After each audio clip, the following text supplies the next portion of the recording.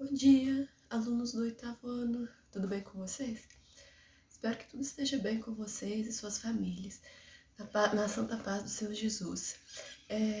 Eu vou começar aqui mais uma explicação, a nossa primeira explicação gramatical desse ano. Nosso primeiro tema são as figuras de linguagem ou figuras de estilo. O que vem a ser figuras de linguagem ou figuras de estilo? Para a gente compreender figuras de linguagem, primeiramente a gente tem que entender o que seja conotação e denotação dentro da língua portuguesa. O que vem a ser a denotação? A denotação é quando eu uso uma palavra no sentido real dela, naquele sentido que ela vai aparecer lá no dicionário. Eu vou utilizar a denotação sempre numa linguagem mais formal. Mas eu posso usar também a denotação. O que é a denotação? É quando eu uso a palavra num sentido diferente do sentido dessa palavra no dicionário. É a famosa linguagem figurada. Quando a palavra ela adquire um significado dentro de um contexto onde ela está sendo empregada. Então, a linguagem conotativa, ela é mais empregada na linguagem literária. Aí vem o nosso estudo sobre figuras de linguagem. O que vem a ser a figura de linguagem ou figuras de estilo? São recursos que eu vou utilizar para dar ênfase na comunicação, ou seja, para tornar a minha comunicação mais bonita. Quais são esses estilos de linguagem?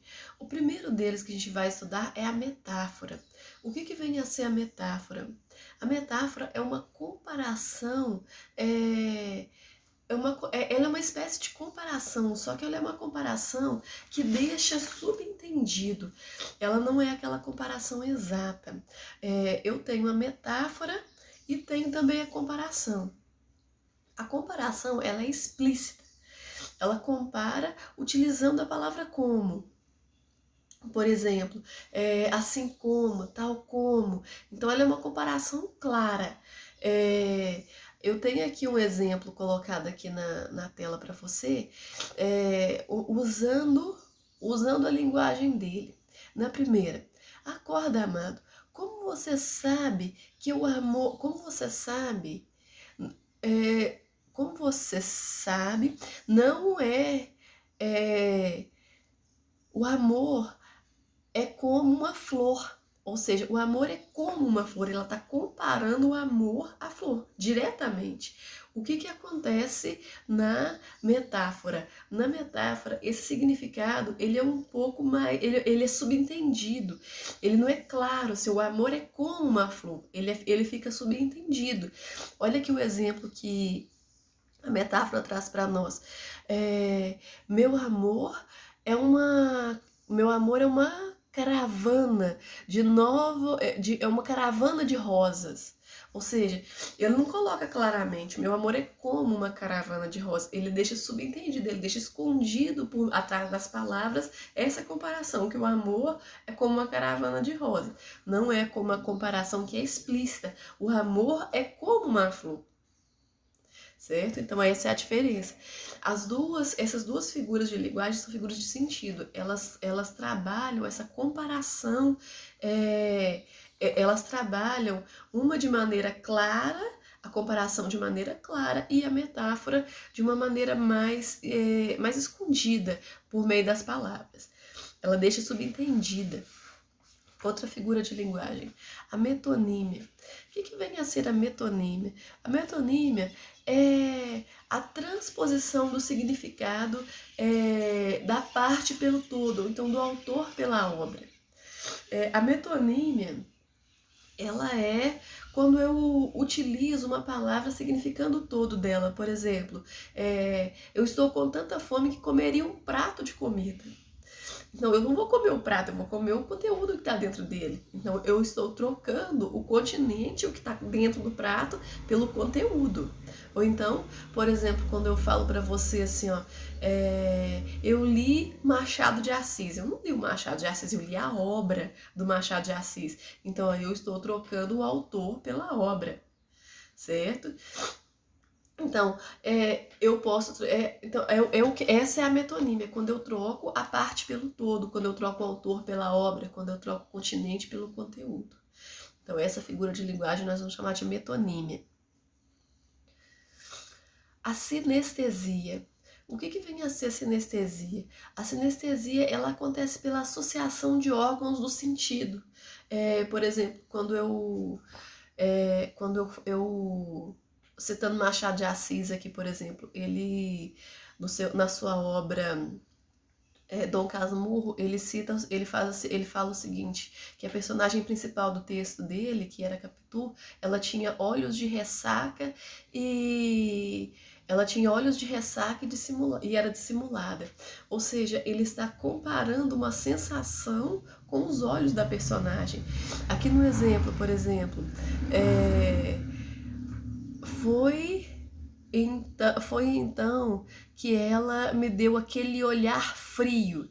Eu estou colocando uma sensação uma sensação de temperatura na maneira de olhar. Então eu estou associando uma sensação ao órgão do sentido, que ele não tem essa sensação. O olho ele não tem uma temperatura, eu não consigo medir a temperatura do olho numa conversa, certo? Então, essa é o uso da sinestesia. Sinestesia é você associar as coisas aos órgãos do sentido. A gradação. A gradação ela é a apresentação de ideias que progridem de forma crescente ou de forma decrescente. Aquelas ideias que começam, têm um auge e vão até o fim. Vamos analisar aqui o exemplo que tem aqui na tela. Só lembro que a cegonha me trouxe, ela decolou às 7 horas, horário de Paris. Ou seja, aqui ele no primeiro quadrinho ele apresenta um início. Eu só sei que a cegonha me trouxe. Apresenta ali o horário, aí depois fizemos uma escala. Em Dakar, outra no Rio de Janeiro.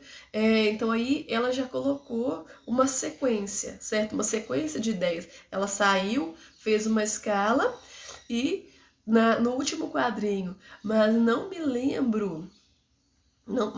lembrei de perguntar para onde ela me trouxe. Ou seja, ela só sabe que ela saiu de Paris, ela fez uma escala em Dakar, outra no Rio de Janeiro e chegou a algum lugar, certo? Então isso daí é uma sequência de ideias crescentes, é a apresentação de uma sequência de ideias. Então a gradação é essa apresentação de uma sequência de ideias, que vai do início, tem um meio e o final.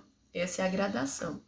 E uma das figuras mais simples e mais comuns que a gente vai ter é a onomatopeia. O que vem a ser essa figura? Ela é uma figura de linguagem de som. Ela consiste no uso de palavras que organizam para simbolizar um barulho. O barulho de um animal, o barulho de um fenômeno da natureza, o barulho de uma música, de um instrumento musical. Então, ela é bastante comum nas histórias em quadrinhos. Aqui o exemplo tá aqui na tela. Espero que a explicação tenha sido clara. Essas são essas são as primeiras que a gente vai trabalhar. Eu não vou colocar tudo de uma vez porque vai confundir. Então, vão gradativamente. Essa foi a primeira sequência, depois eu vou continuar apresentando mais algumas para vocês. São infinitas, são várias. Uma questão não é infinita, é exagero, tá? Mas elas são várias figuras de linguagem. Vamos treinar essas aqui primeiro e na sequência eu explico mais algumas para vocês.